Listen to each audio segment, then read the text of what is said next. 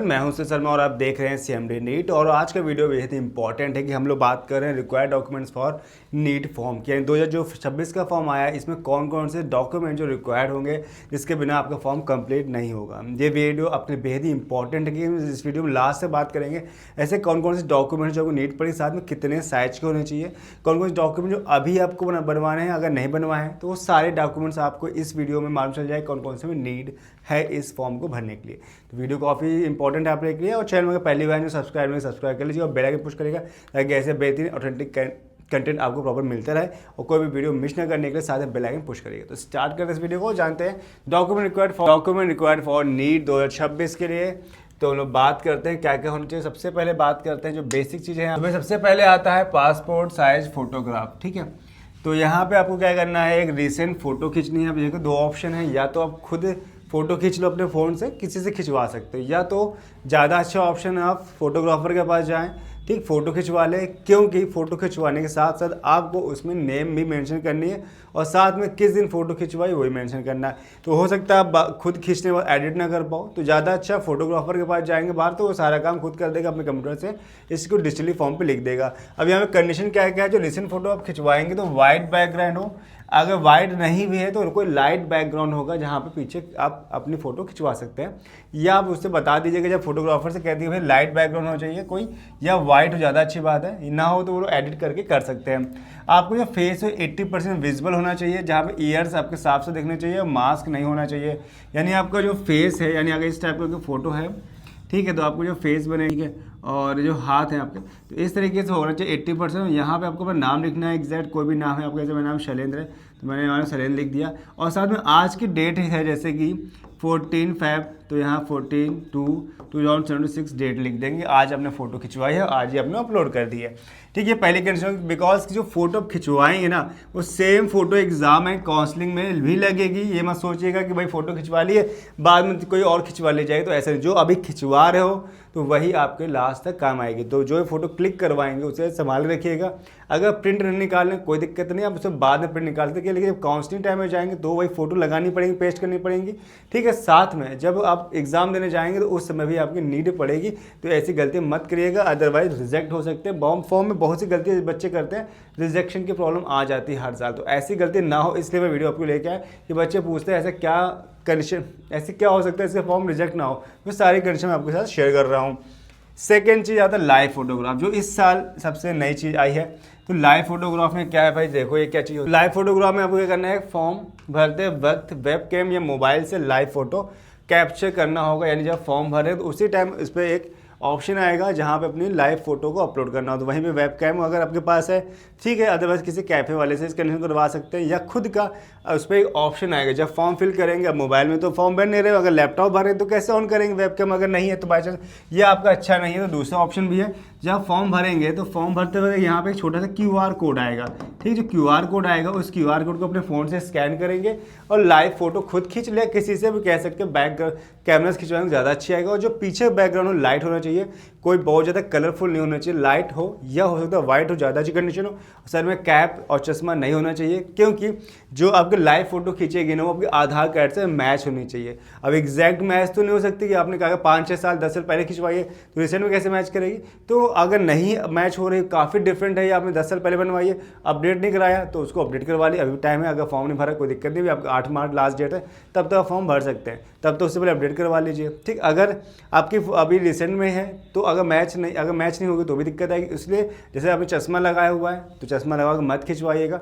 जो आधार में जैसी है एज इट वैसी हो जाएगा, उसमें आपने क्लीन सेव कर रखा है और अभी आप बियर्ड रख रहे हैं, बड़ी बड़ी दाढ़ी रख रहे हैं, अगर लड़के हैं तो भी आपको क्लीन सेव करके ही फोटो खिंचवानी है। लाइव में सेम होनी चाहिए, अगर ऊपर नीचे तो चांसेस है कि आपका फॉर्म रिजेक्शन में जा सकता है, लेकिन ऐसा होता है, लेकिन मे भी हो जाए, कुछ भी ऐसा कहा नहीं सकता। NTA कब स्ट्रिक्ट हो जाए कोई पहले से डिसाइड नहीं होता, तो ऐसी गलतियां ना हो, तो इसलिए मैं आपके साथ शेयर कर रहा हूँ। आधार डाटा से मैच करना चाहिए, सबसे इंपॉर्टेंट बात है। अगर मैच नहीं होगा तो प्रॉब्लम में आ जाएंगे, तो मैच होना इंपॉर्टेंट है, ध्यान रखिएगा इस बात को कि जो भी लाइव फोटोग्राफी हो सबसे इंपॉर्टेंट है। इस बार नया चीज़ है, जो बच्चों में प्रॉब्लम आ रही है इसका मैं अलग से टॉपिक वीडियो बना रखा है जहाँ लाइव के बारे में बताया कि लाइव फोटोग्राफी में क्या क्या प्रॉब्लम आती है, कैसे उसको सॉल्व कर सकते हैं। अगर नहीं मैच हो रही, कई बार फोटो खींचने वेरिफिकेशन के बाद भी आपकी फ़ोटो मैच नहीं हो रही तो एक दूसरा फॉर्म भी है इसका, यानी खुद इन्होंने एक फॉर्म दे रखा है, उस फॉर्म को भरेंगे, अपलोड करेंगे फ़ोटो के साथ तो आपको वो अप्रूव कर देंगे, अदरवाइज आपका फॉर्म रिजेक्शन में चला जाएगा। और जब तक ये जो कंडीशन लाइव फोटोग्राफी कंप्लीट नहीं होगी तो फॉर्म आपको आगे की ओर नहीं जाएगा, ध्यान रखिएगा। अब बात करते हैं सिग्नेचर की भाई। तो सिग्नेचर क्या करना है आपको, सिग्नेचर भी सिग्नेचर की फोटो आपको अपलोड करनी है। तो सेव्ड पेपर, एक आपको सफ़ेद पेपर पे क्या करना है, ब्लैक ब्लू पेन से क्लियर सिग्नेचर स्कैन करके अपलोड करना होगा। देखिए आप फोटो खींचोगे तो प्रॉब्लम क्या आती है कि कहीं ब्लर होता है या तिरछी बिरछी फोटो क्लिक हो जाती है। तो ज़्यादा अच्छा आप अपने सिग्नेचर, जैसे एग्जांपल मैं अपने सिग्नेचर करता हूँ, एक ब्लैंक पेज ले लीजिएगा वाइट कलर का, उस पर सिग्नेचर कहीं अपने कर दीजिएगा, जिस तरीके से आप करते हो उस सिग्नेचर को आप स्कैन कराइएगा।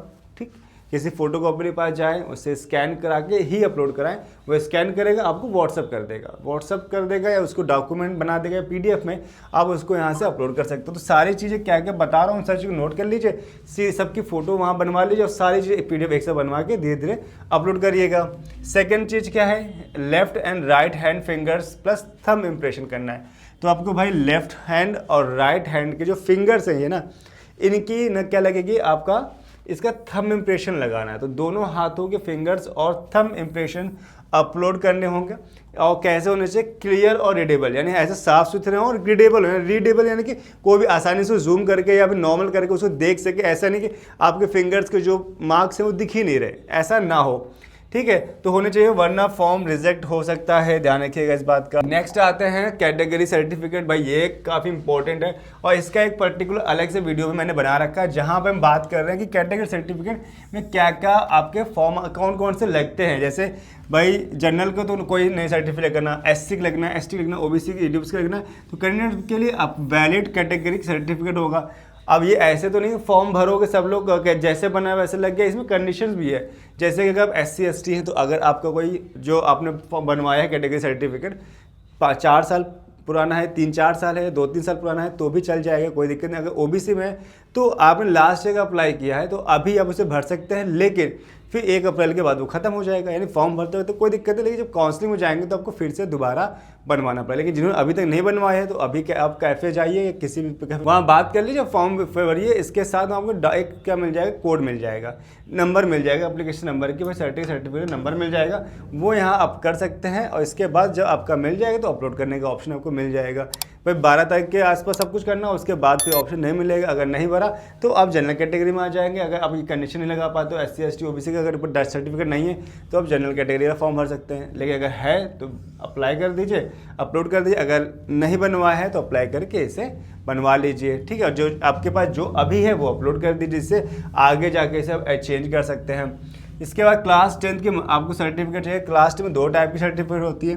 तो भाई क्या होता है, डेट ऑफ बर्थ वेरिफिकेशन के लिए आपको रिक्वायर होगी क्लास 10 के सर्टिफिकेट चाहिए होगा और क्लास 10 के मार्कशीट भी चाहिए होगा। तो एजुकेशनल क्वालिफिकेशन प्रूफ के लिए, यानी आप क्लास 10 तो पास कर लिए, तो किसी किसी स्कूल में होता है क्या, यानी किसी किसी बोर्ड में होता है, जैसे CBSE बोर्ड में क्या होता है आपको एक ही मिलती है, उसमें सर्टिफिकेट मार्कशीट एक ही होता है। किसी किसी बोर्ड में क्या होता है अलग अलग होती है। तो अगर अलग अलग है तो जब फॉर्म भरेंगे तो ध्यान रखिए, सर्टिफिकेट वाले में सर्टिफिकेट अपलोड करिएगा, मार्कशीट वाले मार्कशीट जिसमें आपको मार्क्स लिखे होते हैं, जैसे फिजिक्स में कितने हैं, सॉरी कह सकते हैं हिंदी में कितने हैं, आपके मैथ्स में कितने हैं, साइंस में कितने हैं, तो वो आपको इसमें अपलोड करना है। अगर दोनों में सेम है, एक ही है, कोई अलग अलग नहीं है, तो क्या करना है भाई, आप लोग को दोनों में सेम चीज़ अपलोड करनी, डिफरेंट अपलोड नहीं करनी है।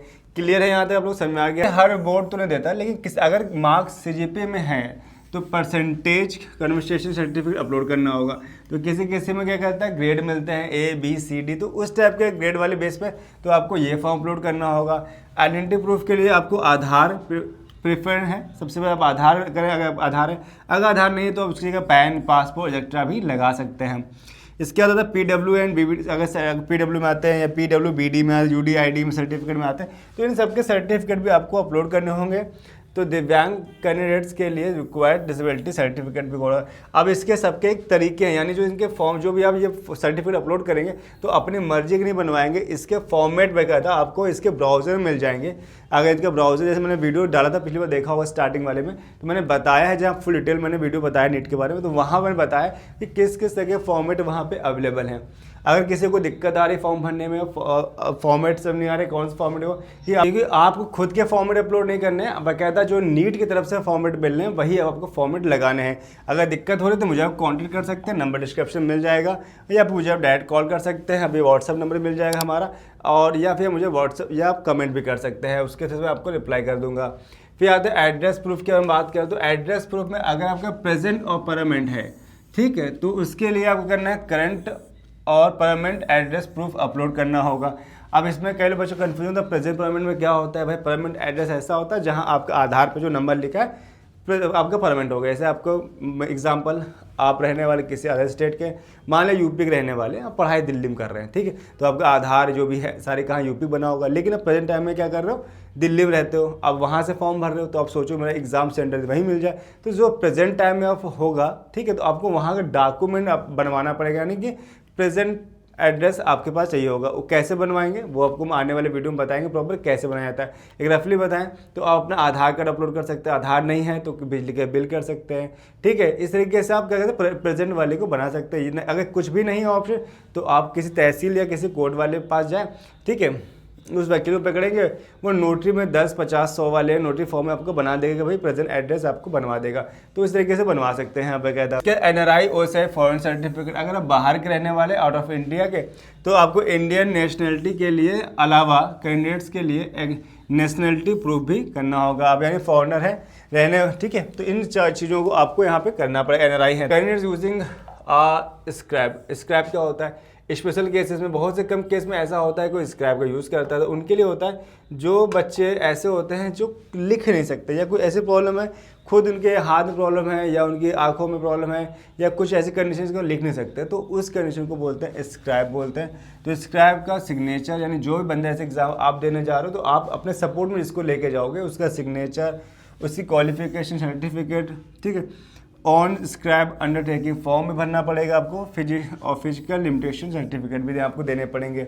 तो ऐसे बहुत कम केस में होता है, तो जो बच्चे आप एग्ज़ाम खुद नहीं कर सकते तो वो इसका यूज़ करते हैं, और इसमें जिसको लेके जाएंगे उसकी एजुकेशन, जो एग्ज़ाम दे रहा है और जिसका एग्ज़ाम है, यानी एग्जाम्पल कोई बच्चा है जो नीट तैयारी कर रहा है और जो लिखने जा रहा है साथ में, तो उसकी क्वालिफिकेशन उससे कम होनी चाहिए, ज़्यादा हायर नहीं होनी चाहिए। अब आते हैं इंपॉर्टेंट इंस्ट्रक्शंस में। भाई क्या है, तो फोटो, अब सबसे मेन चीज़ इतना जानने के बाद आपको ध्यान नहीं रखना है कि ये जो मैंने बातें बताई है कहीं से भी गलत नहीं, जो भी मैंने आपको सारी बातें बताई हैं आप इसको बहुत ध्यान से रखिएगा, क्योंकि देखो बातें क्या है, मेन चीज़ क्या है, फोटो फेक या एडिटेड नहीं होना चाहिए। ये नहीं सोचो कि मैंने कोई फोटो खींच ली उसको एडिट नहीं, जो आप खींच रहे हो बिल्कुल सही होनी चाहिए, उसमें एडिट नहीं करना है आपको बिल्कुल भी। Computer generated photo not allowed, कोई आपको ऐसी फ़ोटो नहीं लगानी है। इसका किसी और की फ़ोटो अपलोड की तो कैंडिडेट्स कैंसिल। अगर आपने सोचा मैं फॉर्म भर दे रहा हूँ बाद में चेंज कर दूँ, किसी और लगा तो ऐसा करेंगे तो आपका फॉर्म रिजेक्ट हो जाएगा। करेक्शन विंडो में फ़ोटो सिग्नेचर चेंज की फैसिलिटीज़ नहीं होती है, आपको ध्यान रखिएगा। आपकी जो फोटो लग गई नहीं बदलेगी, सिग्नेचर नहीं बदलेगा, तो ये 2 चीज़ आपके नहीं बदलेंगी तो भाई आपको फिर दिक्कत आ जाएगी। तो जो आज भर दिया वो कल नहीं बदलेगा। करेक्शन विंडो में भी चेंज, बाकी तो हम चेंज कर सकते हैं, एड्रेस चेंज कर लेंगे, एजुकेशन वाले डिटेल चेंज कर लेंगे, सर्टिफिकेट चेंज, बट ये दोनों चेंज नहीं होगी। ध्यान रखना कि ये गलती ना हो। तो आपको सारी चीज़ मैंने आपको बता दी क्या क्या चीज़ है।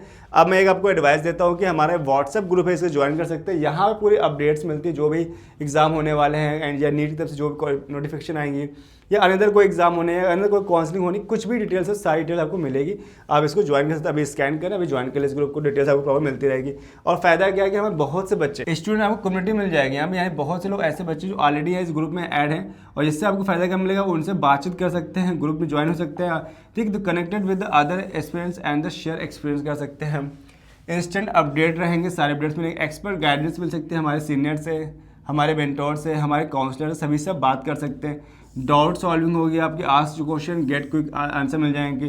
गूगल मीटिंग्स भी होती है जहाँ पे ऑनलाइन आपकी प्रॉब्लम सॉल्व की जाती है, कई लोगों के साथ मिलकर बातचीत करते हैं और प्रॉब्लम को सॉल्व करते हैं। Step by step counselling help क्या होती है, अगर आपको फॉर्म भरने में कोई दिक्कत आ रही है, कुछ भी चॉइस फिलिंग में दिक्कत आ रही है, तो हमें कॉन्टेक्ट कर सकते हैं। नंबर हमारे आपको दिख रहे हैं, इनमें किसी नंबर को कॉन्टेक्ट कर सकते हैं। तो वीडियो कैसा लगा मुझे बताइएगा, और बहुत अच्छा लगा तो लाइक कीजिएगा, कुछ भी कमेंट्स करना कमेंट कर सकते हैं। मुझे इस वीडियो में रखते हैं, मिलते हैं नेक्स्ट वीडियो में, तब तक के लिए बाय बाय, थैंक्स।